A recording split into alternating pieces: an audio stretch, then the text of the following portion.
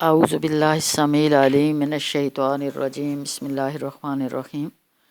سورۃ آل عمران کا نظم جلی 7 پیراگرافوں پر مشتمل ہے، یعنی مختصر خلاصہ۔ آیات 1 تا 9 پہلا پیراگراف تمہیدی ہے، قرآن الفرقان ہے جو اہل کتاب کی تحریفات کا پول کھول دیتا ہے۔ اہل کتاب بالخصوص عیسائیوں کو دعوت توحید اسلام دی گئی ہے اور قرآن کا تعارف کرایا گیا ہے کہ یہ تورات اور انجیل کی طرح اللہ کی وحی ہے۔ قرآن صحیح اور غلط کے فرق کو واضح کرتا ہے، یہ الفرقان ہے۔ اللہ تعالیٰ جیسے چاہے بغیر باپ کے بھی ارحام میں حمل ٹھہرا سکتا ہے۔ عیسائی متشابہات میں گرفتار ہو کر گمراہی کا شکار ہوئے۔ محکمات متشابہات کے بارے میں عقل مندوں کا رویہ اختیار کرنے کی ہدایت دی گئی۔ محکمات اور متشابہات دونوں پر ایمان رکھنا چاہیے، لیکن متشابہات کی تعویل سے اجتناب کرنا چاہیے سکھائی گئی۔ ربنا لا تزغ قلوبنا بعد اذ ہدیتنا۔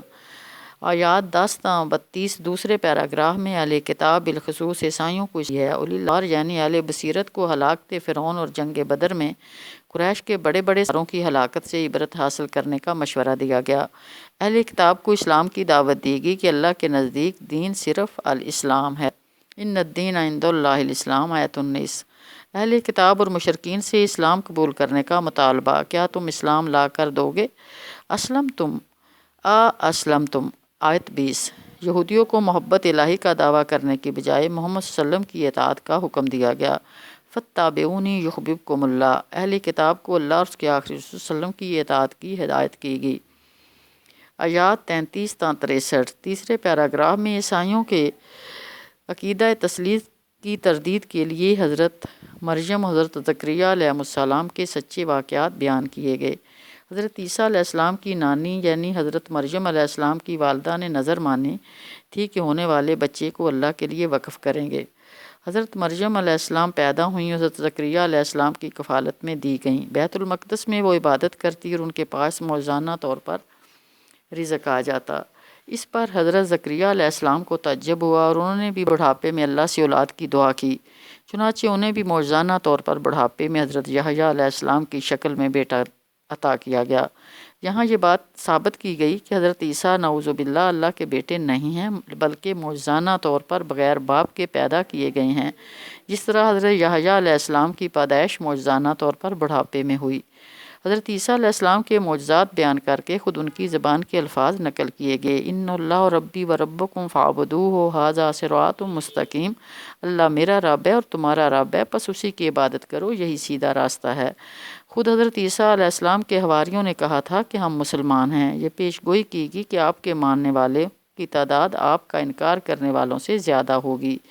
عقیدہ تثلیث کی تردید کے لیے حضرت آدم علیہ السلام کی مثال بھی پیش کی گئی کہ انہیں تو نہ صرف بغیر باپ بلکہ بغیر ماں کے معجزانہ طور پر پیدا کیا گیا تھا۔ سبحان اللہ۔ دعوت مباہلہ، ان تمام دلائل کے باوجود اگر کوئی عیسائی اسلام کی دعوت کو تسلیم پھر اس سے مباہلہ ہو سکتا ہے۔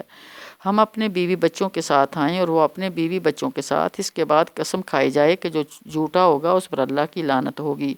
آخر میں دعوت توحید کا اعادہ کیا گیا۔ آیات 64 تا 101 چوتھے پیراگراف میں اہل کتاب کے شر سے آگاہ کر کے مسلمانوں کو ان سے خبردار رہنے کی ہدایت کی گئی۔ اہل کتاب کو مخالف تھے، یہودیوں اور عیسائیوں کو اپنے جد امجد کا طرز عمل اختیار کرنا چاہیے۔ اہل کتاب کے خیر و شر کی وضاحت کی گئی کہ یہ لوگ غیر یہودیوں کے مال کو اپنے لیے جائز سمجھتے ہیں۔ ان میں بعض اچھے لوگ بھی ہیں جو دیانتدار ہیں۔ یہودی علماء کی تحریف کتابوں کا پول کھول دیا گیا کہ یہ اپنی زبانوں کو ہلا کر لوگوں کو یہ تاثر دیتے ہیں کہ یہ حکم تورات سے ہے، حالانکہ وہ تورات میں نہیں ہوتا۔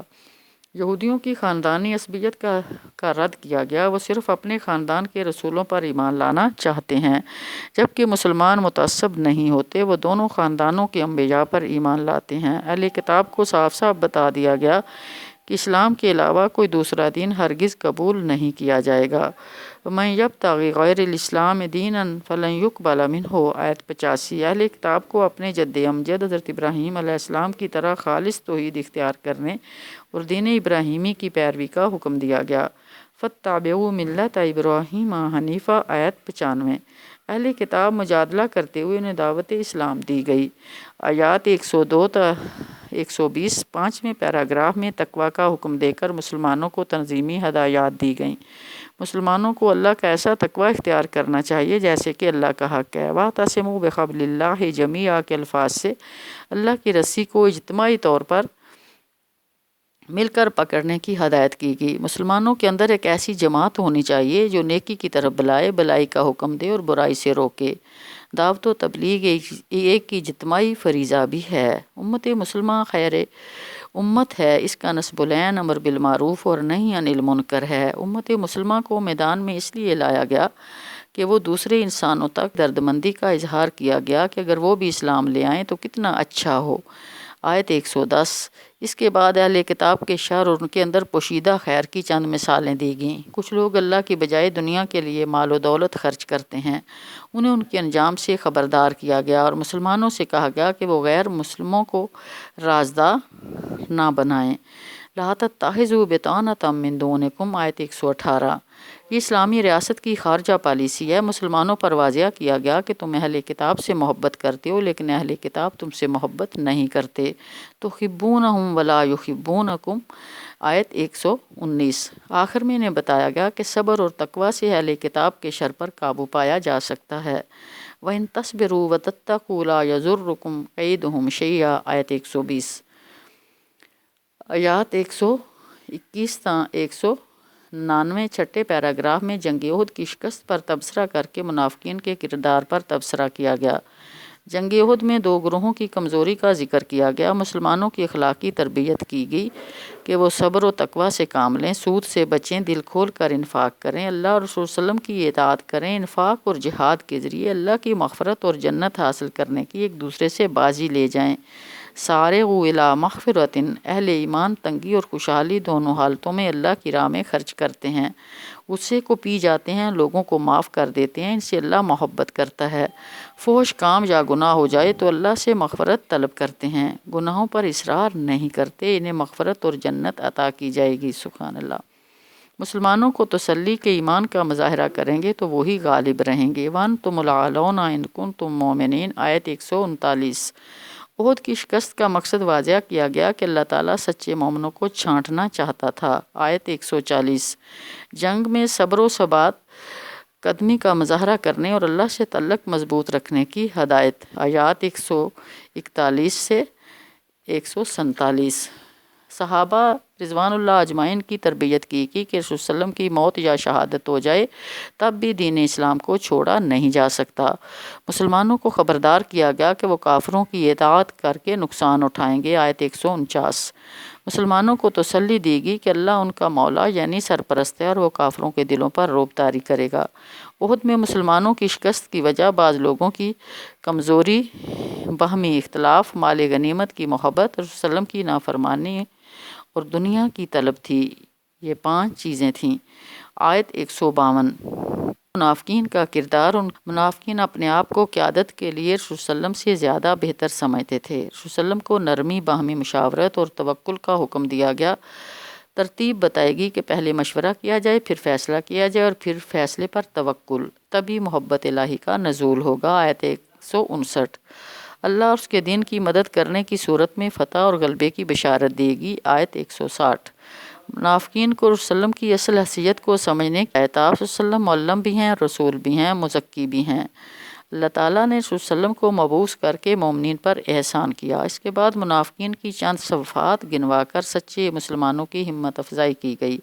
مسلمانوں کو کافروں کی دوڑ دھوپ سے مرعوب نہ ہونے دو اور بخل کے بجائے دل کھول کر انفاق کرنے اور اہل کتاب کے شر اور ان کی اذیتوں کے مقابلے میں صبر اور تقوی کے التزام کی ہدایت کی گئی۔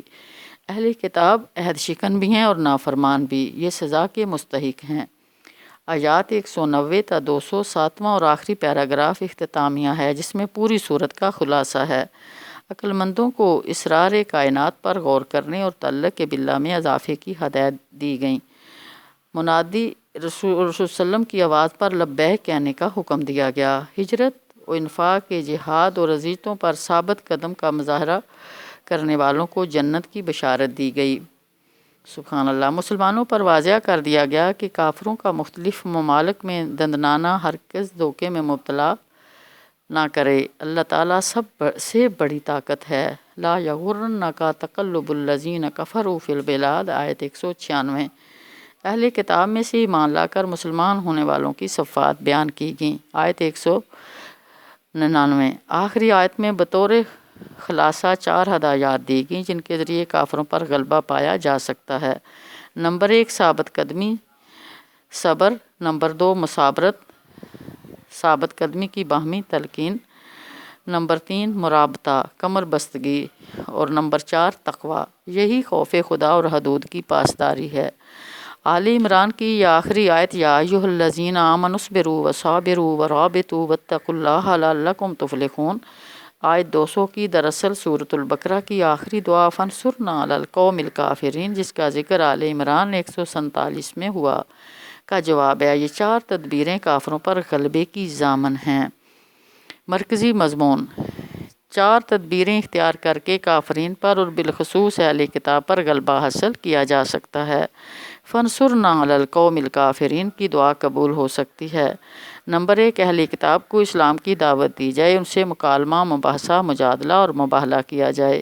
نمبر 2 اہل کتاب میں موجود خیر کو دریافت کیا جائے اور اسے اسلام کے حق میں استعمال کیا جائے۔ نمبر 3 اہل کتاب میں موجود شر سے آگاہی حاصل کر کے اس سے بچنے کی بھرپور کوشش کی جائے۔ نمبر 4 امت مسلمہ کی صفوں کے اندر کامل اتحاد اور اتفاق پیدا کیا جائے۔ تقوی کی بنیاد پر امت کی تنظیم کی جائے اور جنگ احد کی شکست کے اسباب کا جائزہ لے کر مستقبل میں داخلی کمزوریوں بالخصوص نفاق پر قابو پایا جائے۔ وآخر دعوانا الحمد للہ رب العالمین۔